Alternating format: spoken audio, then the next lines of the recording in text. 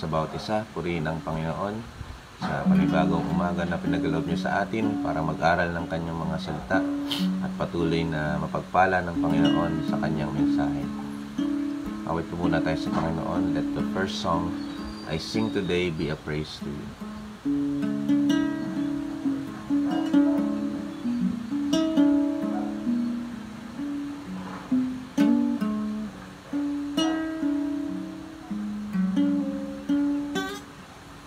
Let the first song I sing today be a praise to you. Let the melody linger all day long. Let the smile of a kind deed show my praise to you, and encourage someone else to sing along, singing praise the Lord, singing praise the Lord, singing praise the Lord, singing praise the Lord. Let the first song I sing today be a praise to you. Let the melody linger all day long.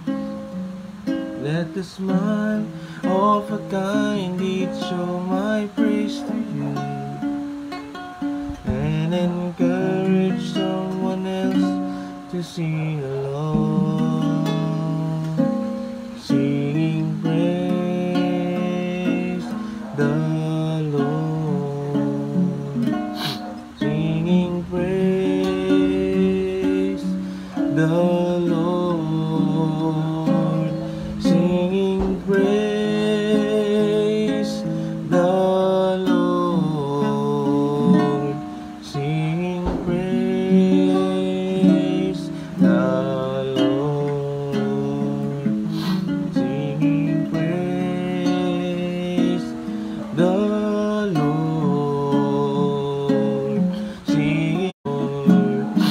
singing praise the Lord, singing praise the Lord. Purihin kayo aming Ama sa oras na ito. Muli hiniling namin ang patuloy na patnubay po ninyo sa aming pag-aaral, at nawa o Diyos sa oras na ito sa tulong ng Banal na Espiritu, kung maranasan nyo po yung pagputol at pag-stop po ng live ay dahil po siguro sa hindi magandang wifi, pero lobin po ng Panginoon pagkatapos po ng live na ito ay dire-diretso pa rin siya kung ito po ay masaayos po. Pero tuloy po tayo sa ating pag-aaral sa umagang ito. May pagbukas po kayo sa akin sa 1 chapter 5 verse 36. 1:5:36. 1 chapter 5 verse 36. Babasahin ko po sa English. Pwede nyo pong basahin ito sa kanya-kanyang mga version ng Bible. 1 chapter 5 verse 36, sabi dito, I have testimony weightier than of John, for the works that the Father has given to me to finish, the very works that I am doing, testify that the Father has sent me. Nung tagpong ito, sinasabi ng Panginoong Hesus na meron siyang witness o testimony, nagpapatunay na siya talaga ay pinadala ng Panginoon. No? At yung kanyang mismong ginagawa nung siya narito sa lupa, ang sabi niya ayon sa Panginoong Hesus, ay yun na nagpapatunay na siya talaga ay pinadala ng Diyos Ama. Ngayon, yung testimony na binabanggit ng Panginoong Hesus dito, yung kanyang patunay, no? Yung witness, no? Yung binabanggit niya dito ay hindi base lamang sa salita, no? Hindi ito base sa kanyang salita lamang o kung kanino mang salita, kundi dun sa kanyang hindi maitatanggi na ginagawa na pinagkaloob sa kanya ng Panginoon o ninutusan siya ng Panginoon na gawin. No, yung testimony ng Panginoon ay hindi nakabase dun sa sabi-sabi ng, hindi lang nakabase dun sa sabi-sabi ng mga tao o kaya ng mga sinauna pang propeta nung siya ay nabubuhay pa, kundi dun sa lahat ng pinagkaloob sa kanya ng Panginoon na ipagawa o gawin. Yun yung nagpapatunay na siya talaga ay pinadala ng Ama.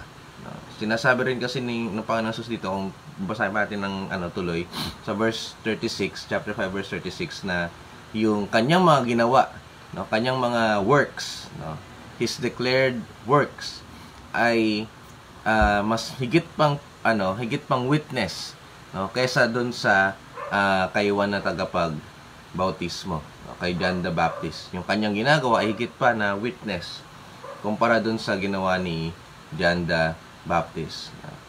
Yung mga human testimony, yung mga patunay o kaya patotoo ng tao ay may limitasyon. Anong ibig sabihin po natin doon? Kasi minsan, kung titingin lang tayo, hindi lang to, pag sinabi natin testimony mga kapatid, hindi lang to yung sa loob ng church, no? Marami kasing nagte-testify sa korte, no? At sa kahit nakasakita natin sa post, yung mismong pagkwento ng nangyayari, isa na yung paraan ng pagte-testify. Ngayon, sa mundong ito, marami ng testimony sa sa panahon ngayon na hindi naman totoo o kaya ay may pagkatotoo, no? Merong onting strand ng ng truth, pero the rest ay hindi. Para lang mapukaw yung attention ng mga nakikinig o kaya nagbabasa. Human testimony has limits. Kasi madalas itong nababanggit by words only. Pag tumatayo sa korte yung witness, nagsasalita lang siya, no? Hindi talaga o napakabihira yung magpakita ng testimony ng aktual na patunay dun sa kaso. Laging nagsasalita lang. Kaya nga bago magsalita yung witness, I will say nothing, only the truth, nothing but the truth, no? Namamanata pa siya, under oath siya, para lahat ng sasabihin niya, no, ay totoo, no? O kaya ay para ma-convict yung witness na huwag ka magsisinungaling, ha, kasi pag nagsinungaling ka, ano man ang sabihin mo dito, pwedeng ilaban sa'yo yan, no? Kailangan mamanata pa kasi kahit yung judge o kung sino man ay hindi rin sigurado na yung witness ay totoong nagsasabi hindi nagsasabi ng katotohanan talaga. Hindi rin sila sigurado. Kaya under oath din siya. Ngayon, yung witness o testimony, yung nagte-testify sa Panginoon na siya talaga galing sa Ama, ay hindi lang sa pamagitan ng salita, kundi sa kanya ring mga ginagawa. Yung makita ng tao na yung ginagawa niya ay mga himala, pagpapagaling, ay hindi talaga na itatanggi. They carry a divine weight.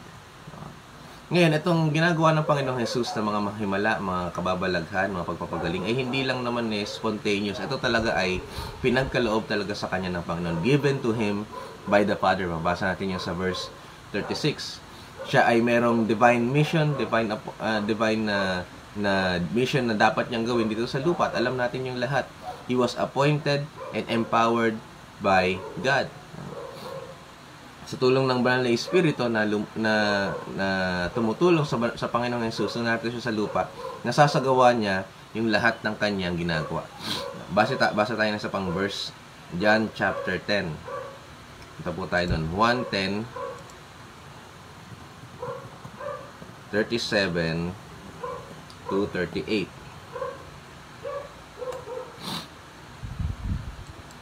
Sabi dito, basahin ko po sa Tagalog, no? 1 chapter 10 verse 37 to 38. Kung hindi ko ginagawa ang mga gawa ng aking Ama, huwag kayong sumampalataya sa akin. Kung ginagawa ko, kahit hindi kayo sumampalataya sa akin, sampalatayaan nyo ang mga gawa. Ito'y upang malaman ninyo at sumampalataya na ang Ama ay nasa akin at ako ay nasa Kanya. Sabi din sa 37, ganda yung sinabi ng Panginoong Jesus dito, Kung hindi ko ginagawa ang mga gawa ng aking Ama, huwag kayong sumampalataya sa akin. Yung the very works that God has given to him, yung magpapatunay talaga na sa akin kayo sumampalataya. Ako yung Mesiyas. Sasabi din sa verse 38, kung ginagawa ko kahit hindi kayo sumampalataya sa akin, sampalatayanan ninyo ang mga gawa. Ito'y upang malaman ninyo at sumampalataya na ang aking Ama ay nasa akin at ako ay nasa Kanya. Yung the very works that Jesus has been doing nung nasa narito sa lupa, yung magpapatunay at magdadala sa atin para makapagsampalataya talaga sa Ama. Manampalataya sa Ama at maniwala talaga sa Kanya na siya ang Mesiyas. So matotal, mga kapatid, yung lahat ng ginagawa ng Panginoong Jesus, nung siya narito sa lupa, ay yung magpapatunay talaga na siya ay sa Ama. Siya ay galing sa Ama, siya ang Mesiyas na patagal ng pinapangako ng Panginoon. Siya yung sinugo ng Panginoon na binabanggit ng mga propeta noon pa, nung panahon na ito. Nakakalungkot lang yan, hindi lahat ay nanampalataya o nagkamali sila ng perspective. Nung panahon na narito ang Panginoon sa lupa, halos lahat ay nagkamali ng perspective kung ano yung kanyang tungkulin talaga nung narito sa lupa. Ang hinahanap nila hari, pero yung nasa kanila ay more than just a king, but a savior. Ngayon, Jesus has set a pattern. Pinakita na ng Panginoong Jesus yung ganitong pattern para maranasan din natin.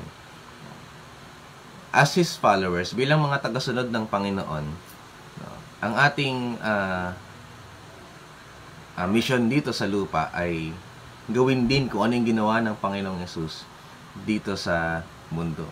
Tinawag tayo ng Panginoon para maging witness rin. Mapatunayan na ang ating Diyos ay totoo at buhay.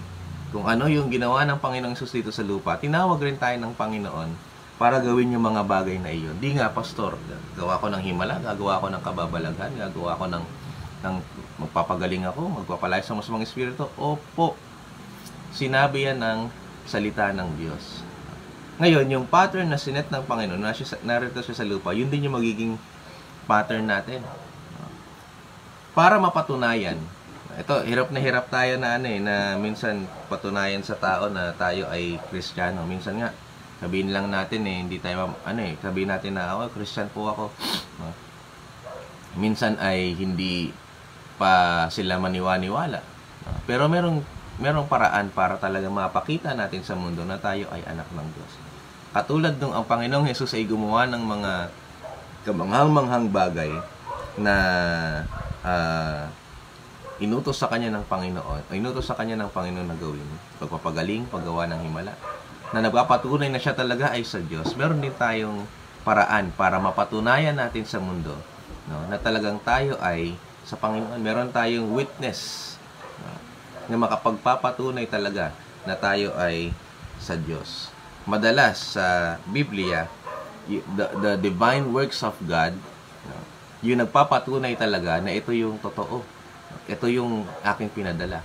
Nung si Elijah ay katapat yung mga priest na mga Diyos-Diyosan, pinatunayan niya na siya talaga ay yung kanyang Panginoon ay tunay na Diyos nung nagpababa siya ng apoy. At marami pang ibang pagkakataon sa Biblia na ganoon ang nangyari. Napatunayan na kung sino yung tunay na Diyos sa pamamagitan ng kamanghamanghang himala, kamanghamanghang gawa. Ano yung pastor, magpapababa rin ng apoy? Pwede rin naman. Pero merong isang mga kahit simpleng himala, na makapagpapatunay na tayo talaga ay sa Panginoon. Tayo yung mga anak ng Diyos. And minsan itong mga simpleng himala na ito ay yung hirap pa tayong magawa.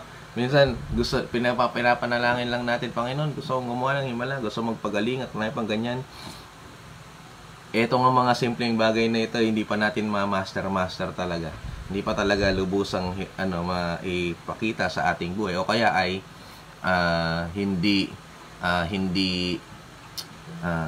lubusang maipamuhay.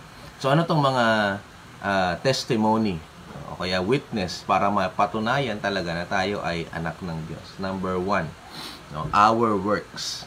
Ano yun, Pastor? Salvation by works? No, hindi.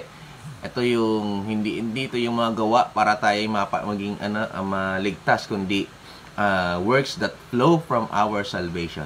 Mula nung tayo ay nakilala sa Panginoon, there unlocked, no, works that shows that we are sons and daughters of God. Mula nung tayo nakilala sa Panginoon, doon magsisimula magpakita, no, yung mga gawa natin na magpapakita talaga na tayo ay anak ng Diyos. Number 1, Galatians chapter 5 verse 22 to 23, at alam niyo po yung verse na ito. No? The first works na mapapatunay na talagang tayo ay anak ng Diyos ay yung bunga ng banal na Espiritu na nasa atin. The fruit of the Spirit is love, joy, peace, patience, kindness, goodness, faithfulness, gentleness, and self-control. Pag nakikita yan ng tao sa atin, yung mga bunga na iyan, the fruit of the Spirit, patunay na ito na talagang tayo ay sa Panginoon. Bakit? It shows the very character of God. Yung karakter ng Panginoon ay makikita sa lahat sa bunga ng banal na Espiritu. All this, love, joy, peace, hanggang self-control, ay nagpapakita ng karakter ng Panginoon. So if this fruit is seen in our lives, kung ito'y nakikita sa ating buhay, ibig sabihin, nakikita sa atin yung karakter ng Panginoon. Ibig sabihin, tayo talaga ay galing sa Panginoon because our sinful nature cannot produce this kind of character. Yung ating makasalanang pamumuhay ay hindi makapaglabas ng ganitong klaseng karakter. Tunay, pwede ang makasalanang pamumuhay natin o sinful nature natin ay mandaya, no? Magpakita ng fake love, fake joy, fake peace, but they can never produce, no, genuine joy, love, peace, patience, kindness, goodness, faithfulness, gentleness, and self-control. Bago natin hilingin, no, yung gifts of the Spirit, yung gift of faith, gift of wisdom, gift of knowledge, gift of discerning of spirit, gifts of miracles, prophecies, tongues, interpretation of tongues, no, healing. Hilingin muna natin sa Panginoon na makita sa ating buhay itong bagay na ito. Minsan kaya hindi binibigay ng, hindi ko alam pero sa tingin ko lang naman na minsan kaya hindi binibigay ng Panginoon yung hindi tayo mabigyan ng Panginoon ng gifts kasi hindi pa talaga na lumalabas sa ating buhay itong fruits. Lalo na pag hindi pa nakikita sa atin yung self-control. Kasi I tell you mga kapatid, kapag ikaw ay gumagawa ng himala pero wala kang self-control, baka mamaya ay yumabang ka lang ng yumabang. Bukod sa fruit of the Spirit, marami pang bagay na pwedeng gamitin ng Panginoon para mapatunayan sa ating buhay na tayo ay talagang anak ng Diyos. Acts of service, no? Mabubuting gawa, no? Pagtulong sa kapwa, no? Pakikiisa, no? Forgiveness, pagpapatawad. Kung kayo hindi marunong magpatawad, no? Hindi ito nagpapakita na talagang tayo ay anak ng Diyos. A forgiving person, a forgiving Christian shows that he or she is a son and daughter of Christ. Kailangan marunong rin tayo magpatawad. Lastly, marami po itong iba pero dito lang po ako magtatapos. Obedience. Pagiging masunurin. Kung tayo ay masunurin sa salita ng Panginoon, sa kalooban ng Diyos, sa ating Diyos mismo, nagpapatunay ito na talagang tayo ay sa Kanya. Yung lahat ng sa Kanya, sumusunod sa Kanya. Yung lahat ng hindi sumusunod sa Panginoon ay iba yung sinusundan. Kaya gusto natin patunayan na talagang tayo ay anak ng Diyos. Sumunod tayo, maging masunurin po tayo. After that, no, saka lang papasok yung himala, kababalaghan, no, mga pagpapagaling. At kapag nakikita ka ng tao at ginagawa yung lahat ng iyon mula dun sa fruit of the Spirit hanggang sa pinakamagandang, pinakamatitinding himala, Pag nakikita ka ng tao, hindi nila maitatanggi. Sa Diyos talaga ito. Hindi mo na minsan nga kailangan sabihin na ikaw ay anak ng Diyos eh. Once na makita lang nila ikaw, alam na agad nila. Hindi nila maitatanggi. Nung ang Panginoong Jesus ay nakapako sa krus, at nung siya'y namatay, tinusukan siya ng sibat para sa tagiliran para mapatunayan talagang patay na siya. At nung yung sundalong tumusok sa kanya, no, na dampian ng tubig na may halong dugo, na-realize siya, ito nga talaga ang anak ng Diyos. The very thing that we do out of our salvation, mula sa ating, from our salvation, mula sa ating pagkakaligtas, lahat ng ating ginagawa, gagawin pa sa tulong ng Banal na Espiritu, ay ang magpapatunay na talagang tayo ay anak ng Diyos. Hindi mo na kailangang magpakalandakan pa. May kita mismo ng tao, ito talaga ay galing sa Panginoon. Paano, Pastor, yung mga hindi nakakilala sa Panginoon? Yung lahat ng iyong ginagawa, yung magiging paraan para mas tanong nila, bakit ka ba ganyan? Anong nangyayari sa iyo? Bakit? Pagkakataon yun para makilala nila ang Panginoon. Ngayon, isipin natin, Pastor, hindi naman ako ganyan. Hindi naman ganyan yung pagkakapanganak sa akin, mga kapatid.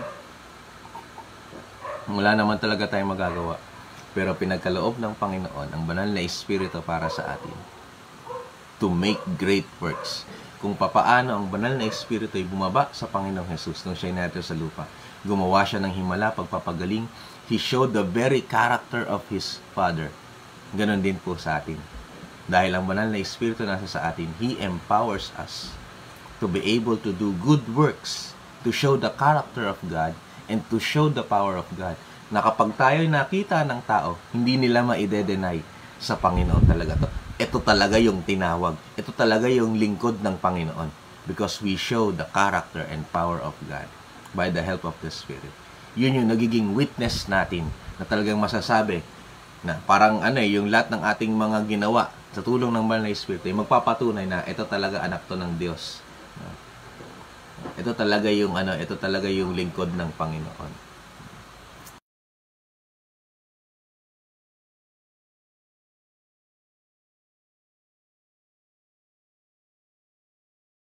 Power. Show God's character. Yun yung magiging witness natin para mapatunayan talaga, not just by words, but of power. Para mapatunayan talaga na tayo ay sa Panginoon. Tayo manalangin. Aming Ama, salamat po sa inyo sa umagang ito. Maraming salamat po, O Diyos. Lord, help us to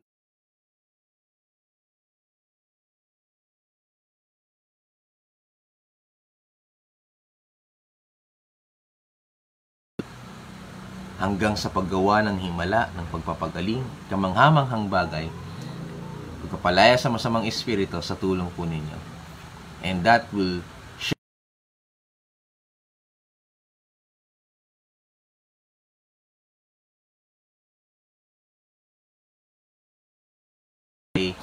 makilala o sumikat, kaya ay makapagmalaki, Panginoon, kundi para lamang ito ay maitaas ang inyong pangalan. That the very works that we will do shows you, O God.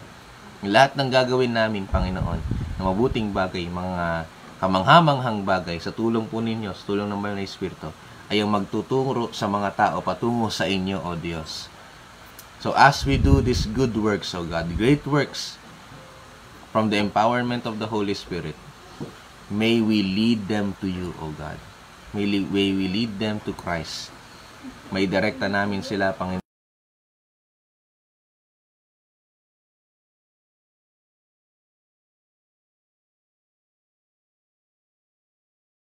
Spirit. Hallelujah. Lord, help us to be humble. Tulungan niyo po kami na maging mapagpakumbaba upang matago ang aming pangalan at maitanghal lang namin ang inyong pangalan. Hallelujah. Salamat po sa inyo, Panginoon. May the empowerment of the Holy Spirit be upon each and one of us. Lahat na nakikinig ngayon at may kinig pa sa susunod na mga oras, susunod pang mga araw, palakasin, patatagin, at kasangkapanan ng kapangyarihan ng bawat isa, Panginoon. Salamat po sa inyo. At sa aming buhay, everything that we will do, even the breath that we release, O God, may we glorify you, O God. Salamat po sa inyo, Panginoon. Pinupuri po namin kayo at pinasasalamatan sa pangalan ni Jesus. Amen. Hallelujah. God bless po sa bawat isa. Pagpalain po kayo ng lahat ng Panginoon. No? Magbati nga tayo ng onte. Yan, Tita Merly, pagpalain po kayo ng Panginoon. Sister Lilibet Calope, Brother Willie, God bless you. Tita Daisy, yan, nasa Taiwan sila ngayon. Sister Fatima, pagpalain po kayo ng Panginoon. Sister Araceli, God bless po sa inyo. Pastor Joe, nandiyan po pala kayo. Pagpalain po kayo ng Panginoon. Sister Emiliana, pagpalain po kayo ng Panginoon. Sister Arlene, pagpalain po kayo ng Panginoon. God bless po sa inyo. Marshall, pagpalain po kayo. Marshall M. Simangan, pagpalain po kayo ng Panginoon. Brother Jerry, pagpalain po kayo ng Panginoon dyan sa Taiwan. Huling kita natin, nasa kampa tayo nun eh. Sister Elizabeth, pagpalain po kayo ng Panginoon. Hallelujah. God bless po sa inyo lahat. Di ko man po kayo mabanggit. Brother Daniel, sige, onti na lang. Sister Fresha Kate, pagpalain po kayo ng Panginoon. Sister Elsa, God bless po sa inyo. Sister Rosario, Brother Francisco, pagpalain po kayo ng Panginoon. Sister Marife, God bless po sa inyo. Sister Lovely Dayan, Pastor Julius, Sister Cherry, dyan sa Taiwan, pagpalain po kayo ng Panginoon. To God be all the glory. God bless po sa inyong lahat. Panalangin niyo po kaming patuloy at patuloy na mapangyari ang kalooban ng Panginoon sa ating lahat. To God be all the glory. God bless po sa inyo.